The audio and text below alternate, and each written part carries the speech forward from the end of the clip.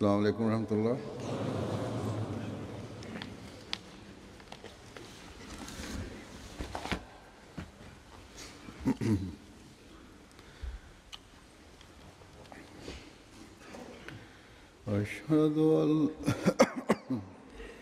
أشهد أن لا إله إلا الله وحده لا شريك له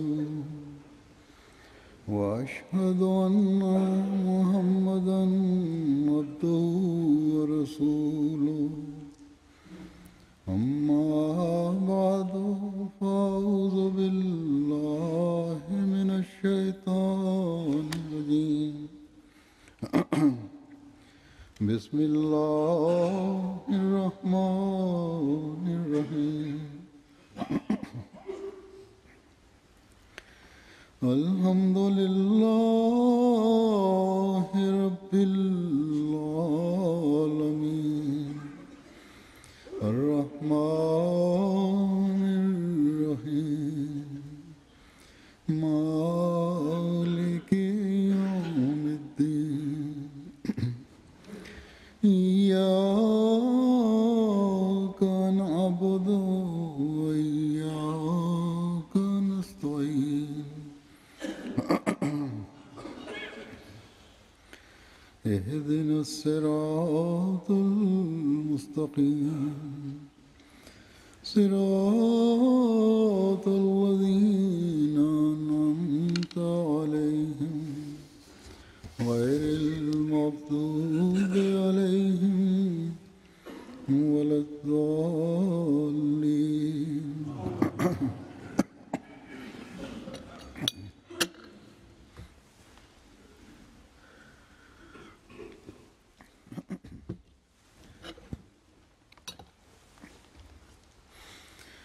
हज़रत मसीह मऊद अलैहिस्सलाम एक जगह फरमाते हैं कि सहाबा की जमात Wir beginnen mit der Übersetzung der Freitagsansprache von Huzur Aqdas. Der verheißene Messias schreibt an einer Stelle, dass wir nicht die Gemeinde der Suhaba, der Gefährten, auf die beschränken sollen, die vergangen sind, sondern es ist eine andere Gruppe im Koran genannt. Das sind auch die Gefährten. Das sind die, die mit der Wiederankunft des Ahmad verbunden sind. Und ein Name des heiligen Propheten Muhammad sallallahu alaihi wasallam ist Ahmad. Und in seiner Stellvertretung ist der verheißene Messias gekommen.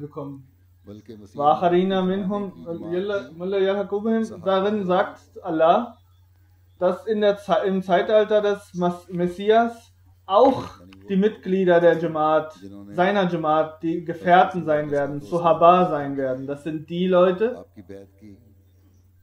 die an den verheißenen Messias geglaubt haben, seinen Bayat gemacht haben, ihn gesehen haben, seine Charaktereigenschaften studieren konnten und dann in ihrem Glauben gestiegen sind, aufgestiegen sind, emporgestiegen sind und gesagt haben, und der Allah hat gesagt, das sind auch die Leute, die Suhaba, die Gefährten sind.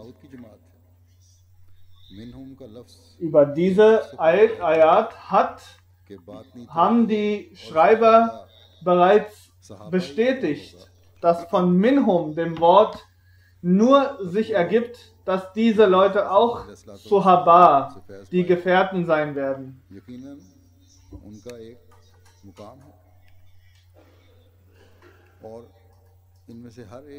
Das heißt, dass diejenigen Menschen, die von der Lehre des verheißenen Messias profitiert haben, eine hohe Stellung genießen. Und das ist ein Vorbild für uns. Deren gute Taten, deren Gottesfurcht und deren Revolution in ihrem eigenen Leben sind nennenswert und erstrebenswert. Und es ist glücklicherweise sind wir diejenigen, dass wir sagen können, dass einige der Ereignisse im Leben dieser Gefährten zu uns durchgedrungen sind. Einige dieser Ereignisse sind verbunden mit den Sitzungen, die der verheißene Messias selbst mit seinen Anhängern abgehalten hat. Und hin und wieder, sagt Huzur, erkläre ich dies. Auch heute werde ich das nochmal wiederholen. Diese Gefährten haben durch die Erziehung durch den verheißenen Messias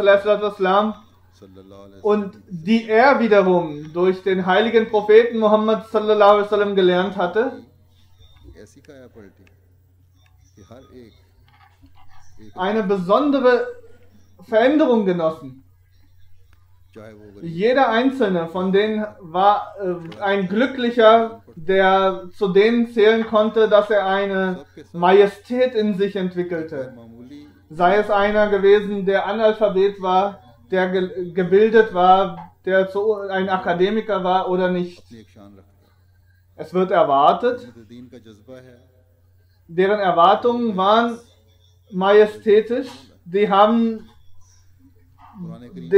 der Religion gedient, ohne dafür was zurückzuverlangen. Deren Beziehung zu dem Koran war vertieft von Liebe und von Ehrfurcht erfüllt. Und Allah hat denen selbst die Lehre des Koran ihnen beigebracht und denen das Licht des Koran gelehrt und offengelegt.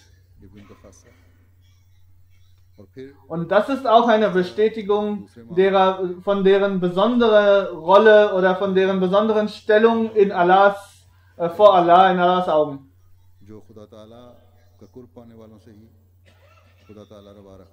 Und eine solche Behandlung von Allah wird nur einem solchen Menschen teil, den er liebt und der sein Wohlgefallen sucht. In den Sitzungen mit den Sahaba hat der verheißene Messias sie erzogen, mit kurzen Sätzen zu antworten, in kurzen Ansprachen eine Erziehung des anderen gegenüber zu ermöglichen, dass sie entgegentreten können den Gelehrten der Zeit. Das sind die Menschen gewesen, die 1400 Jahre nach dem heiligen Propheten Muhammad sallallahu alaihi wasallam das Licht Allahs durch den verheißenen Messias erfahren haben. Huzur möchte auch heute einige dieser Ereignisse hier schildern. Hazrat Maulvi Sufi Ata Muhammad Sahib Razillah Ta'ala Anhu berichtet, dass in der Zeitung er gelesen hatte, dass der verheißene Messias nach Jhelum, in eine Stadt in Großindien, reisen wird. Er war Angestellter gewesen und hatte nicht die Möglichkeit gehabt, nach Jhelum zu fahren. Er hat seinen Familienmitgliedern gesagt, morgen ist Sonntag, bitte sagt es niemandem, ich möchte morgen nach Jhelum fahren. Die Zeit ist knapp und auf 3 Meilen war die Bahnstation. Der Weg war bergig und das war nachts gewesen, als er loszog.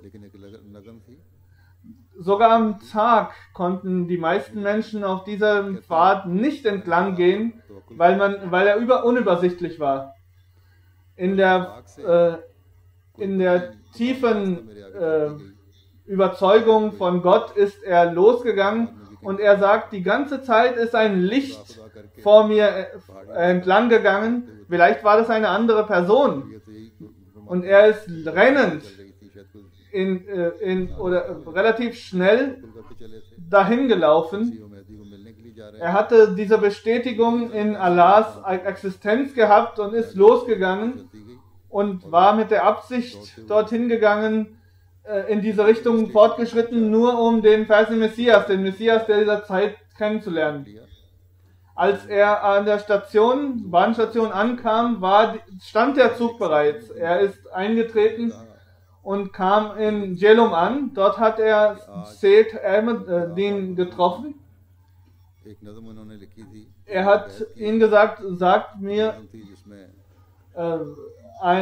sagt ein Gedicht heute auf. इस्लाम की खिदमत में Und, बैत के खत के साथ पेश की थी। und zu dem Zeitpunkt vorher schon, als er Bayat gemacht hatte, hatte er schon ein langes Gedicht geschrieben gehabt. कहा कि ठीक है, Und es wurde von ihm verlangt, हज़रत अक़दस ने इजाज़त दे rezitier doch bitte ein Gedicht.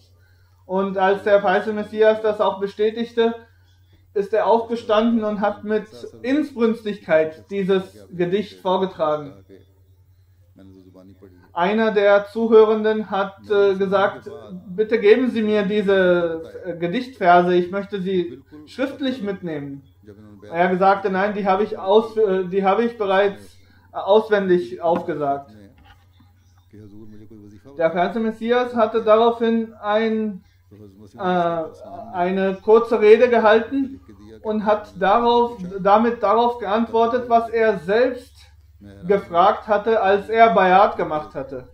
जो वजीफा Er hatte darum gebeten, dass der Feisal Messias ihm erklärt, welche Übungen, welche Unternehmungen er durchführen soll, आपको um देखा im Glauben sich zu stärken. फरमाया Und der Feisal Messias hatte ihm geschrieben gehabt und hatte zu dem Zeitpunkt das auch wiederholt, mündlich wiederholt. Und das bestätigte auch die kontinuierliche geistige gute Verfassung von des Feisal Messias Islam selbst. बाकायदा तलावत करें। Und यही वजीफा है er hatte ihm als erstes gesagt, lesen Sie regelmäßig den Koran und versuchen Sie das zu verstehen. Das wiederholt er sehr oft und Hazur sagt, auch ich selbst schreibe das und और अमूमन rufe auch auf, हमने किसी को auch die Leute, die mich darum bitten und danach fragen, was sie tun sollen, genau das zu tun. Alternativ kann man auch La hawla wa la quwwata illa billah, dieses Dua immer wieder rezitieren. यही है जो इंसान को Aber das Studium des Koran ist sehr hoch anzusiedeln und das sind die Mittel, die Allahs Wohlgefallen सपना Jammu einem Menschen ermöglichen. खलीफा नूरुद्दीन साहब Und Khalifat Nuruddin Sahibs और हैं, ये किसी को गलतफहमी ना हो गया, खलीफा मसीह अव्वल का नाम है das ist nicht der erste Khalif, और साहब थे हज़रत मसीह अलैहि das ist ein anderer Gefährte des कि मैं एक दफ़ा Feisal Messias. जम्मू से Er hat erklärt, बरा गुजरात Kashmir dass er von Jammu nach Gujarat, Kaschmir, रास्ते कश्मीर गया über Gujarat nach Kaschmir gegangen ist. In der Nähe von der Stadt Gujarat musste er in einem Wald beten und hat darin ein Gebet wiederholt. रोजी का सामान कुछ ऐसा कर दिया कि मुझे कभी तंगी नहीं Und daraufhin hat Allah es ihm ermöglicht, dass er von da an bis zum Ende seiner Tage von unbekannten Quellen teilweise so viel Geld erhalten hatte, dass er nicht regelmäßig einer Arbeit nachgehen musste, weil er Allah um Unterstützung erfleht hatte. Und Allah hat von da an ihn unterstützt. इस हालत में कि मैं कभी Und Allahs Unterstützung ist teilweise sehr दुआ sehr speziell मुझे माली und man kann die nicht verstehen. Und er sagt, bis zum Ende meines Lebens hatte ich nie Schwierigkeiten mit dem Geld gehabt, मियां शराफत Ahmad weil er Allah darum gebeten hatte, dass Allah ihm im Leben stets beisteht und ihn unterstützt und hilft. तहरीर करते हैं कि मौलवी साहब Ein anderer Sahaba schreibt, dass Maulvi Sahib किया करते थे ganz कि हम कुछ besonders war und er sagte, खुदा ताला er bestätigt, Maulvi Sahib hat gesagt, egal was ich verlange, das bekomme ich von Allah unmittelbar. Es ist nie notwendig gewesen, dass ich jemand anderes darum bitten musste.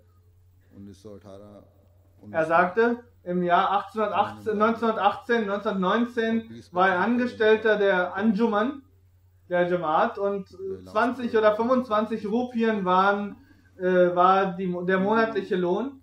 गल्ला बहुत गिरान था Und zu dem Zeitpunkt war वगैरह जो थी बहुत महंगी हो गई थी das Weizen und die Nahrungsmittel, die waren sehr teuer gewesen.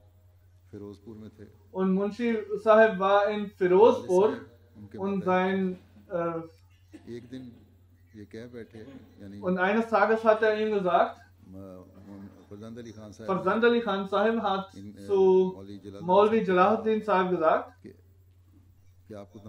Sie haben doch, Sie wurden ja gearbeitet, Sie haben gearbeitet und haben deswegen so viel Lohn bekommen und Sie arbeiten ja deswegen. Und sein Sohn sagt, er hat ihm später erklärt, dass diese Sache hat ihm nicht gefallen. Er hat gesagt, ich habe mein Leben der Religion gewidmet. Das, was mir die Jamaat zugestanden hat, das habe ich nicht verlangt. Das hat die Jamaat mir von sich aus gegeben. Und er hat daraufhin gesagt, ich möchte diese Entschädigung ab jetzt nicht mehr nutzen. Und Nazir Baitul Mal Sahib hat zu dem Zeitpunkt dann gesagt, möchten Sie denn ab jetzt so arbeiten wie vorher auch? Oder möchten Sie nur so arbeiten, wie Sie selbst das wünschen? Und Maulvi Jalaluddin Sahib hat gesagt, ich werde mehr arbeiten denn je. Und mit vollständiger Gehorsamkeit werde ich arbeiten. Ich werde mehr arbeiten und mehr Gehorsam walten lassen. So sagt Arbeit und Gehorsamkeit, also Aufrichtigkeit in der Arbeit und Gehorsamkeit sind unabhängig von der Entschädigung oder Entlohnung dafür. Er ist daraufhin zu Fuß losgegangen und die Muballighin, also die Menschen, die die Botschaft der Jamaat verbreitet haben, hat er auf dem Weg die Idee gehabt, ich hatte ja so viel Geld bekommen, damit konnte ich über die Runden kommen und ich habe die Möglichkeiten gehabt, mir was zu kaufen. Und heutzutage ist alles knapp, also und die Nahrungsmittel sind teuer. Weizen ist teuer und diese Gedanken plagten ihn. Und nachdem er diese Gedanken hatte, sehen Sie, wie Allah ihm geholfen hat, wie er mit ihm umgegangen ist. Sein Sohn bestätigt, mit dieser Idee ist er losgegangen und zog weiter. Plötzlich hörte er ein Donnern. Es war sein Herz war erschüttert davon. Was war die Stimme? In dieser Stimme kam eine Botschaft. Hat denn bis jetzt irgendein Lohn, den du bekommen hast, dich so groß gemacht? Bist du groß geworden durch diesen Lohn und durch diese Stimme? Diese Stimme, die er in seinem Ohr hörte, hat dazu geführt, dass er alle Ängste beiseite gelegt hat und hat Allah ganz inbrünstig und ganz demütig an ihn gewandt und hat ihn bestätigt, O Allah, vor dir, was ist dieser Lohn? Und ich möchte diesen Lohn nicht und die Situation, die er danach durchlebte, war besser als vorher. Maulvi Sahib hat immer bestätigt, Khan Sahib ist mein alter Freund gewesen und dieses Wort kam aus Spaß aus seinem Mund, was daraufhin dieses Schirk, die Gleichstellung von etwas anderem oder außer Gott von diesem Lohn aus seinem Leben genommen hat.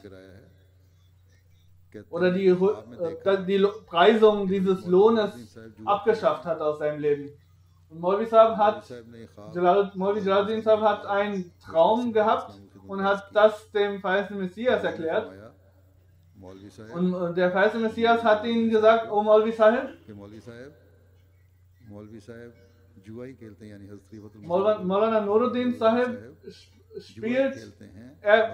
betreibt Glücksspiel. Ja, aber er betreibt Glücksspiel mit Allah. Er ist bereit, alles wegzugeben für den Weg Allahs. Und so hat Maulvi Sahib sein Leben, seine Zukunft, alles Allah gewidmet und Allah in die Hand gelegt. Wie eine Art Glücksspiel, wie ein Glücksspieler, weil das der Inhalt seines Traumes gewesen war. Das ist ein Handel, das Maulvi Sahib durchführt.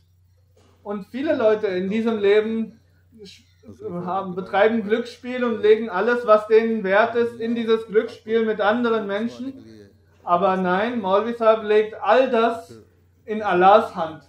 Und Hazrat Khalifatul Masih Awwals Ereignisse in seinem Leben bestätigen, wie Allah ihm all seine weltlichen Wünsche ohne Ende erfüllt hat. Und insbesondere die Stellung, die er in der Religion bekommen hat, die ist allen bewusst und klar. Hazrat Sufi Ghulam Ahmad Sahib Mia Muhammad Sahib erklärt, dass im Jahr 1912 er von der Punjab-Universität das Bachelor of Arts, also BA, abgeschlossen hatte, und Khalifatul Masih Awwal hat er gefragt, soll ich jetzt den Koran lernen oder soll ich Masters lernen? Der Khalifatul Masih Awwal erklärte ihm, lerne bitte den Koran. Was ist Master of Arts? Was ist das MA? Und er hat dann innerhalb von 6 Monaten den Koran auswendig gelernt.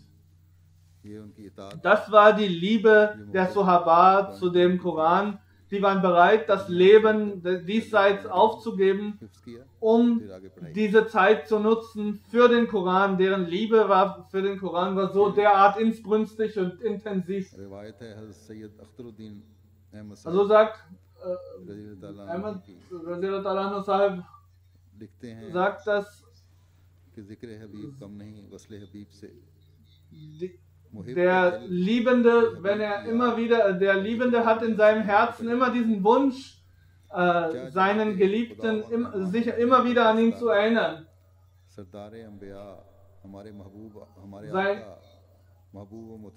Sein am meisten geliebter Mensch ist der heilige Prophet Muhammad sallallahu alaihi wasallam, und in seiner Vertretung ist unser Nabi, also unser Prophet, unser Rechtleiter ist der verheißene Messias. Er hatte stets die Angst gehabt, dass er, der Demütige, Schwierigkeiten hätte von 1902 bis 1903 in einem Jahr, und zu dem Zeitpunkt war er 24 Jahre alt, ob er denn nicht seinen Verstand verliere in dieser Zeit. Sein Onkel, Maulvi Sayyid Ahmad Sahib Marhum, er war nur von Cuttack ein Besucher des verheißenen Messias, und für mehrere Monate, das ist eine Gegend, wo sehr viel Reis wächst und deren Leibspeise ist Reis, haben die über mehrere Monate hinweg nur Reis bekommen. Und der verheißene Messias hat Mian Najmuddin Sahib immer eine Gastfreundschaft entgegengebracht, die außergewöhnlich gewesen ist.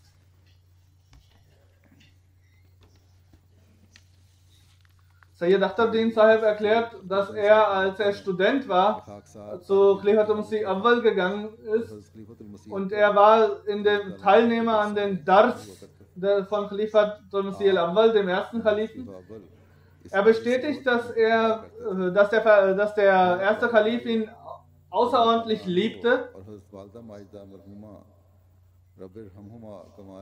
und als seine Mutter ihn zurück nach Hause bestellte, hat er gesagt, er hat Schwierigkeiten mit seinem Geld.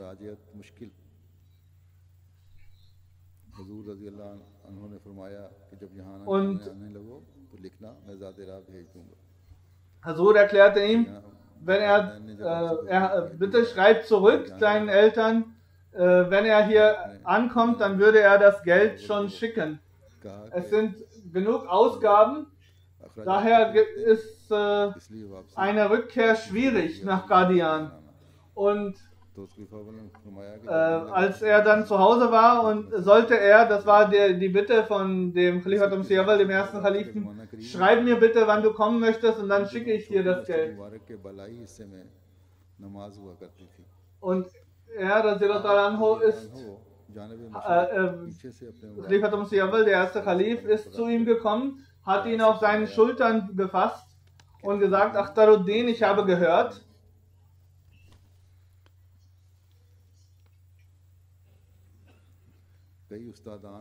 dass du regelmäßig von vielen unterschiedlichen Lehrern den Koran lernst.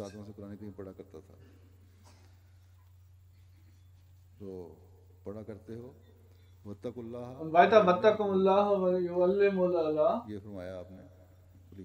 Und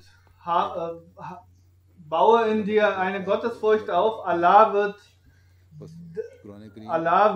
dir die Weisheiten des Koran offenbaren. Er hat von vielen Lehrern das gelernt und auch Khalifatul Masih Sani hat von Khalifatul Masih Awwal und von verschiedenen anderen Lehrern den Koran gelernt.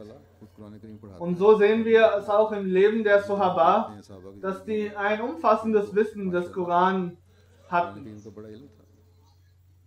Und dann gibt es noch ein Ereignis von Mustafiz Sahib. Er ist im Jahr 1906 kam der Verheißene Messias nach dem Maghrib-Gebet, saß er weiterhin noch in der Moschee. Mehrere Leute saßen um ihn herum. Einer von denen fragte,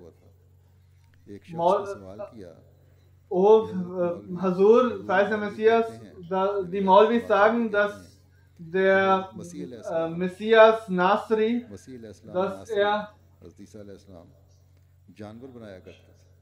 dass er tote Tiere wieder lebendig gemacht hat. Der Verheißene Messias sagte, Allah ist Schöpfer, dann ist auch Messias der Schöpfer. Allah Khalik und Masih Khalik. Wer der Sheikh Sahib war, weiß er nicht. Hazur hat daraufhin dann selbst nochmal gesagt, unsere Maulvis sollen solch kurze Worte in Antworten verwenden. Und wenn Leute sagen, wenn Maulvis sagen, der Messias, Sohn der Maria, hat Tiere produziert, geschöpft, Vögel oder anderes, dann soll man darauf antworten, Allah ist Khalik und Messias ist auch Khalik. In langen Diskussionen dreht sich immer die Diskussion um und man verliert sich in den einzelnen Details. Maulvi Sahib sagt, ich bin daraufhin zurückgegangen in mein Dorf und ich habe immer wieder den Koran gelesen. Und Hazur sagte ihm einmal in einem Traum, so hat er ihn gesehen, komm nach Qadian, ich werde dir den Koran lehren. Er hat diesen Traum gehabt. Er hat den Traum gesehen, als der Verheißene Messias bereits gestorben war. Daraufhin hat er noch einen Traum gesehen, dass er ausgewandert ist und in der Gegend Nasrabad von Qadian wohnt er. In diesem weiten Feld ist er dabei, seine Sachen abzulegen und er fragt, wie heißt dieser Ort? Und er sieht im Himmel etwas Festes, was so wie wie ein Ball aussah. Das ist der Wald Abrahams, dort wo du dein Gepäck, seine Habseligkeiten ablegst. Zu dem Zeitpunkt sagte er, wusste ich nicht, dass der Verheißene Messias gesagt hat, ich bin mal Jakob, mal Abraham, mal Moses, mal Jesus und ich habe viele Gesichter und viele Nachkommenschaften oder viele Herkünfte, besser gesagt.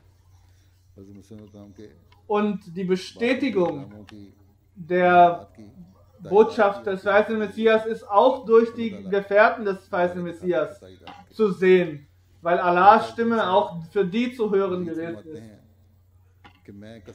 Es ist tatsächlich so, sagt ein anderer Sahabi, Gefährte des, ich wusste früher nicht, das was ich heute mache, ist durch das Licht des meines geliebten Messias und derjenige, wenn er schreibt, dass er durch das göttliche Licht das Zeitalter erleuchten wird, dann färbt sich dieses Licht auf mich ab. Er sagt, Hazrat Khairuddin Sahib sagt, ich wusste es nicht. Was heißt denn eine Offenbarung? Was heißt Vision? Was ist ein Wahrtraum? Aber jetzt bin ich es mir bewusst und durch das Hand in Hand legen mit diesem Mann Gottes bin ich soweit zu sagen, dass ich weiß, was Offenbarung, was Visionen und was Wahrträume sind. Er sagt, ich weiß nicht nur, was das ist, ich habe alle drei in meinem Leben selbst erlebt und gesehen. Und das ist die Revolution, die der verheißene Messias Islam in den Leben dieser einfachen Menschen gebracht hat. Einmal hat jemand ihn gefragt, Maulvi Sahib, du warst doch vorher so ein weiser Mann bereits, du warst so umfassend religiös. Was hat dir das Bayat mit dem verheißenen Messias gebracht? Er hat gesagt, ein Vorteil, früher habe ich den heiligen Propheten Muhammad sallallahu alaihi wasallam, das ist der Vorteil, habe ich nur im Traum erlebt. Und jetzt bin ich so weit, dass ich in Visionen den heiligen Propheten Muhammad sallallahu alaihi wasallam im Wachzustand sehen kann. Und als Haqqul Yaqin, als bestätigtes Wissen, kann ich das bestätigen. Das ist die dritte Stufe des Wissens, dass ich eine Offenbarung bekommen habe, Ulaika humul muflihun, dass die Mitglieder dieser Gemeinde werden zum Schluss diejenigen sein, die gewinnen. Und wir sehen, dass die Menschen, die sehr klein aussehen, die nichtig aussehen, dass sie rechtschaffen werden, deren Duas haben eine Wirkung erzielt. Und das ist die Revolution. Er hat einmal Allah gefragt, Allah, oh Allah, wenn ich dein Wohlgefallen erlangen möchte, was soll ich dafür tun? Und das waren seine Wünsche gewesen. Und er hatte eine lebendige Beziehung zu Allah. Und um diese lebendige Beziehung noch weiter zu intensivieren, hat er noch mehr gebetet. O Allah, wie kann ich dein Wohlgefallen erlangen? Und Allah hat ihm geantwortet, um mein Wohlgefallen zu erlangen, gibt es zwei Wege. Entweder zahlst du Chanda, also finanzielle Opferbereitschaft im Wege Allahs, oder du machst Tabligh, verbreitest die Botschaft.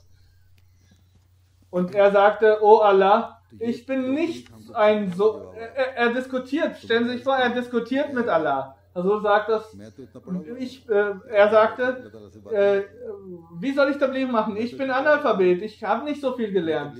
Allah sagte ihm daraufhin, ich habe dir den Koran bereits beigebracht. Und als Allah ihm diesen Satz offenbarte, hat er einen Vers aus dem Koran offenbart bekommen, dass wenn Allahs Hand darüber ist, in Jang-e Badr, der Vers, wenn Allahs Hand einen schützt, dann braucht man sich dafür nicht fürchten. Und dieser Koranvers ist ihm nochmal offenbart worden.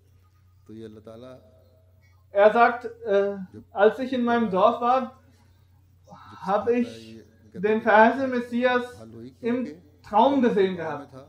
Und er hatte mir gesagt, komm nach Qadian und ich bringe dir auch den Koran bei. Das Versprechen kam vom verheißenen Messias, aber die Antwort darauf kam vom allmächtigen Gott selbst. Und Allah hat ihm gesagt, ich habe dir bereits den Koran gelehrt. Und er sagt später, ich bin jetzt in der Lage, wenn jemand Koran lernen möchte, ich kann jedem den Koran beibringen. Jeden Tag bringe ich 1 bis 2 Stunden meinen Schülern morgens den Koran bei. Allah hat ihm daraufhin auch gesagt, hast du die Abschnitte im Koran von Ad und Samud nicht gelesen? Und daraufhin hat er auch diese Abschnitte in seinen Reden verwendet. Allah hat ihn auch daraufhin gesagt, du sollst Butter essen. Butter, er fragte, was heißt Butter essen? Dieses Butteressen hat er nicht verstanden und am dritten Tag erhielt er von Allah die Offenbarung, dass Butter zu sich zu nehmen heißt Dua zu machen. Intensiv Dua zu machen. Und diese Konversation fand auf Punjabi statt.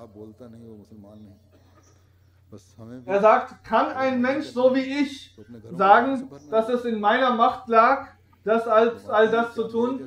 Nein, das ist nur durch das Licht des Prophetentums, durch das Nur des Nabut. So wie der verheißene Messias gesagt, ich bin das Wasser, was vom Himmel gefallen ist zur richtigen Zeit. Ich bin das Licht Gottes, was das Firmament erleuchtet hat. Und weil Nabi Baksh Sahib, weil Hafiz Karim Sahib sagt, Radhiyallahu ta'ala anhu, हाफिज करीम बख्श साहब मौजा फैजुल्लाह चक के रहने वाले फरमाते हैं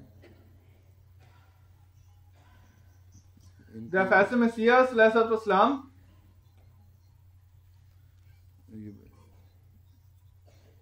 also er hatte Bayat in der ursprünglichen Zeit schon gemacht gehabt und Hafiz Sahibs Sohn schreibt, dass sein Vater eine Liebe für den verheißenen Messias gehegt hat, die intensiver war als alles andere. Und wann immer jemand ihn darum bat, ein Ereignis aus dem Leben des verheißenen Messias zu erklären, hat er gesagt, ich habe nicht volles Vertrauen in meine Aufnahmefähigkeit und Wiedergabefähigkeit aus meinen Erinnerungen. Er war Landvermesser gewesen und musste auch in der schwersten Hitze umherwandern und seiner Arbeit nachgehen. Und sicherlich ist jeder Mensch, kann man das sich vorstellen, der solch eine Arbeit nachgeht, sehr erschöpft. Trotzdem hat er täglich Tahajjud gebetet. Im Ramadan, auch in den heißen Tagen, hat er gefastet und hat auch seine Kinder daraufhin angehalten, das zu tun. Er hat seine Kinder immer darauf gelehrt und denen beigebracht, ist auch die Verantwortung den Kindern gegenüber, denen das Gebet und das Fasten ans Herz zu legen. Er hat seinen Kindern den Koran beigebracht. Wenn er es am Tag nicht geschafft hat, hat er es abends oder nachts gemacht. Er schreibt, wir waren 3 Brüder, der älteste war Abdurrahman, radhiyallahu anhu. Er ist nach Qadian gegangen und hat dort studiert. Er ist allerdings leider im Jahr 1907 während seines Studiums gestorben. Und als mein Bruder, der 12 Jahre alt war, haben Hafiz Faizullah Sahib und ein anderer Hafiz, als der verheißene Messias Baraine Ahmadiyya geschrieben hat, sind wir zusammen haben wir mit ihm eine Audienz gehabt und haben Bayat gemacht. Und Hafiz Sahib, also sein Vater, Abdurrahman Sahibs Vater, er war einer von denjenigen, die schon vor der Offenbarung, dass der verheißene Messias diese Stellung inne hat, schon vorher bereit, Bayat an seiner Hand zu machen, obwohl er diesen Befehl von Allah noch nicht erhalten hatte.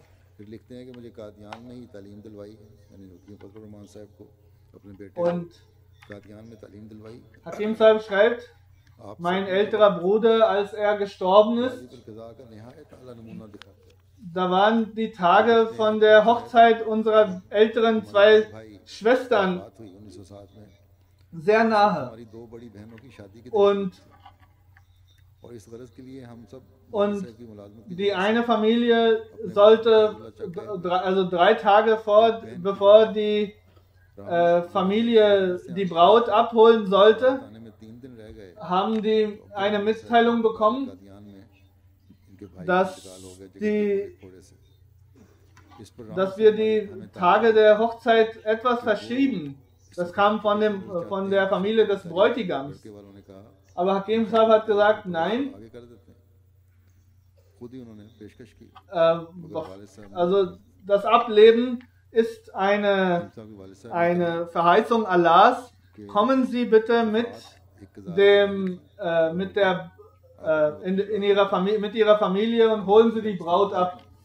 Und das war eine große Prüfung für unsere Jamaat. Und in der Zeit des ersten und zweiten Khalifen haben die nie wieder eine schwierige Situation gehabt. Es gab nie Schwierigkeiten oder Verzögerungen beim Bayat, beim Gelübde an den nächsten beiden Khalifen, Khalifatul Masih Awwal und Khalifatul Masih Thani. Und das erste Mal, wo er 8 Jahre lang in Afrika war, selber, sein Sohn, und danach, als er dann auch jetzt wieder 7 Jahre da ist, schreibt er, sein Vater hat ihm stets gelehrt, er möchte bitte nie ungeduldig werden, solange der Khalifatul Masih ihn nicht dazu auffordert, zurückzukommen. Nur dann soll er zurückkommen, sonst nicht. Keine Diskussion darüber. In seiner Zeit hat er die Zeitschriften der Jamaat gekauft, hat armen Leuten geholfen, war immer gastfreundlich. Er hat Wasiyat gemacht. Seine Ländereien sind weiterhin in Faisullah Chak. Und daraufhin hat er auch Wasiyat gemacht. Das ist übernannt worden auf den Namen der Anjuman, der Jamaat. Sein Urenkel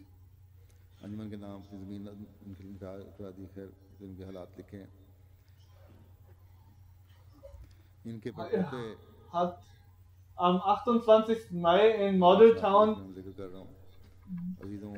war er unter den Märtyrern gewesen. Er hat auch 2 kleine Kinder. Möge Allah sie alle schützen. Und alle Märtyrer, die jung waren, deren Kinder und für deren hinterbliebenen Frauen, ist es notwendig, dass wir alle für sie beten. Möge Allah den Geduld und Aufrichtigkeit schenken. Und möge Allah es ermöglichen, dass die Kinder und auch die Frauen nochmal heiraten können.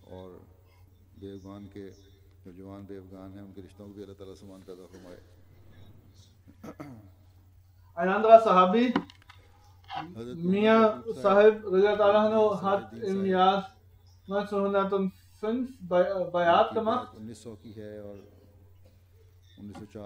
Er schreibt, dass der Verheißene Messias den kleinen Kindern immer mehr Platz einräumte. Sein Hasurs Gesicht war immer sehr fröhlich und alle Kinder durften in seinem Schoß spielen. Und wann auch immer er die Kinder begegnete, hat er sie gegrüßt. Und als der Zeitpunkt war, dass Hasur von einem Ort, wo er hingegangen war, zurückkommt, Mir Tajuddin Sahib und andere Familienmitglieder erwarteten Hasur Aqdas selbst. Da war vor deren Haus ein Garten gewesen und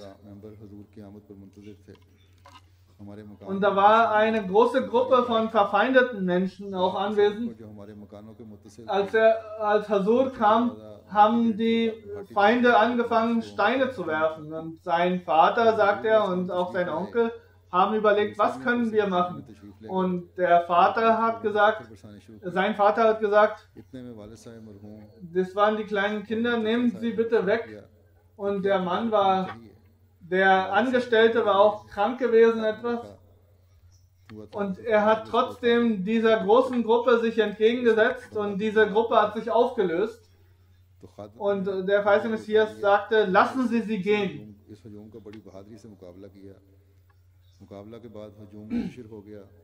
Er sagt, ich war einmal mit meinem Vater zusammen und auf dem Auf der Wand stand etwas geschrieben, wo sie entlang gingen.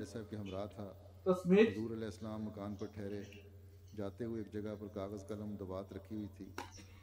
Wann auch immer er zusammen mit seinem Vater nach Qadian gegangen ist, als Kind, hat er Khalifatul Masih Awwal gesehen. Er ist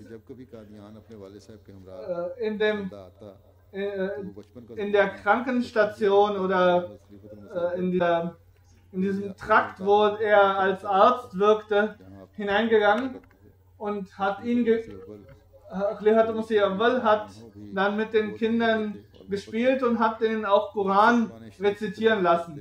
Als er von dort aufgestanden ist, ist er in die Moschee Mubarak, Masjid Mubarak gegangen. Und als er dort den Feisal Messias gesehen hat, hat er ihn in den Schoß genommen und hat ihm dann auch kurze Anweisungen gegeben. Qadian war eine kleine Stadt. Konnte niemals erwartet werden, dass die Offenbarungen des Feisal Messias derart sich erfüllen werden. Khalifatul Masih Thani hat immer gesagt, der Feisal Messias hat über das Leben des zweiten Kalifen so viel erzählt und so viel voraus schon offenbart bekommen und erklärt, dass das unverständlich war später und herausragend war, als sich all diese Offenbarungen bestätigten und er selbst Zeuge davon wurde. Das sind die Gefährten, die Bayat an der Hand des Feisal Messias gemacht haben und ihre Beziehung zu Allah aufgebaut haben. Sie alle waren in ihrem Glauben derart standfest, dass niemand sie rütteln konnte. Deren Respekt für die Religion war so entwickelt wie der ersten Gefährten des heiligen Propheten Muhammad sallallahu alaihi wasallam selbst.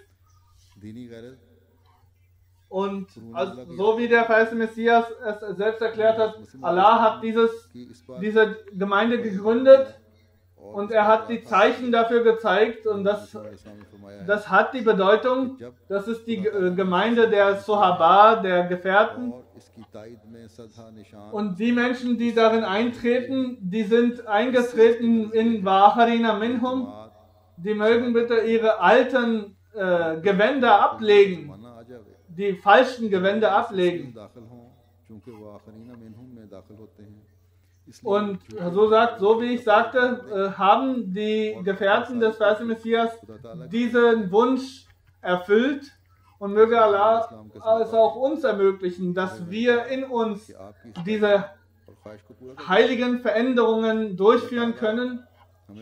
Inshallah wird ab übermorgen, also morgen Abend, morgen nachts schon das nächste Jahr anfangen. Möge Allah dazu führen, es ermöglichen, dass dieses Jahr für die Erfolge der Jamaat ein großes Jahr ist. Möge Allah den Feinden der Jamaat, die ihre Untaten nicht ermöglichen, und möge Allah es denen ermöglichen, die Wahrheit zu erkennen und danach sich zu richten.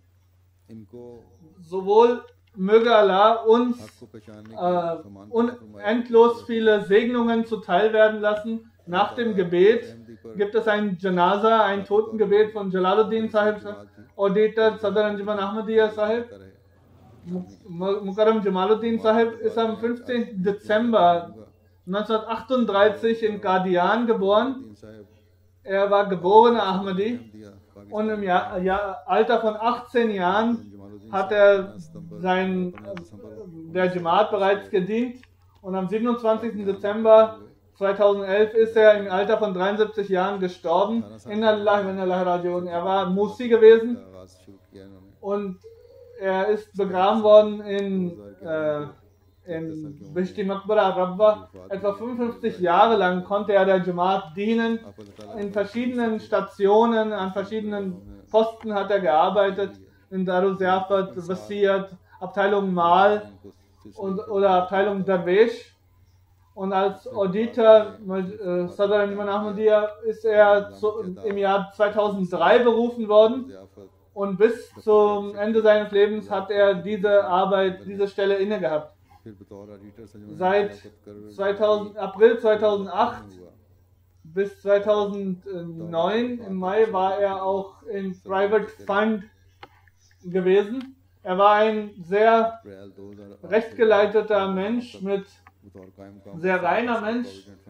Er hatte immer Mitgefühl mit all seinen Mitmenschen gezeigt. Mit seinen Familienmitgliedern ist er immer sehr liebevoll und sehr aufrichtig umgegangen. War sehr mutig gewesen. Hat regelmäßig Tahajjud und das Gebet verrichtet, hatte eine innige Beziehung zum Khilafat und hat in seiner Arbeit immer Aktivität gezeigt, war nie rückfällig oder hat nie eine Schwäche gezeigt. Er hat immer sehr demütig gearbeitet, hat seinen Vorgesetzten Gehorsam geleistet. Möge Allah seine Stellung erhöhen und ihm gnädig sein. Und seine Ehefrau ist allerdings schon gestorben. Möge Allah seinen Kindern die notwendige Geduld ermöglichen und seine Stellung erhöhen.